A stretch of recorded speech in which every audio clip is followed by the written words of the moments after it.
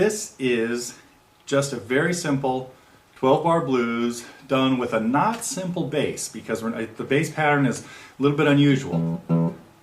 Sometimes it comes in as doubled eighth notes on the beats, sometimes it comes in as a single eighth note on the second part of the beat, sometimes it comes in as quarter notes on the first part of the beat. So there's a lot of variation in just keeping the bass moving at a time not like a standard alternating bass thing. So that's a little of what we're trying to do here in Billie's Blues. I think I forgot to tell you that this is Billie's Blues in honor of Billie Holiday. But and it just follows a straight 12-bar blues progression in the key of E. We have 4 measures of E, 2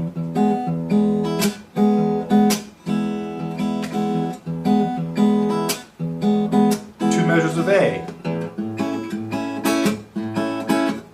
2 of E, and I went to a B here, kind of a jazzy, and then instead of just coming down to A, it got really jazzy in the end, and a little turnaround. So, has a little bit of variation in it at the end instead of going from 5 to 4, but it's a standard practice. I didn't just make this up. So, well, anyhow, I kind of threw it together from borrowed licks and stuff like that. So, this is just, again, almost a generic example of playing a 12-bar blues tune and keeping a steady alternating bass going in there. So, for this, we're just going to be playing some standard licks in the key of E and keeping a kind of unusual bass line going.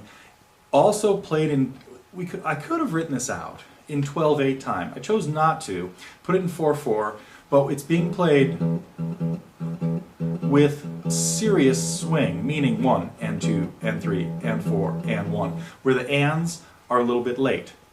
So take a look at the music, and in the next segment we will kind of walk through it and look at all the possible obstacles that could happen to make this song difficult.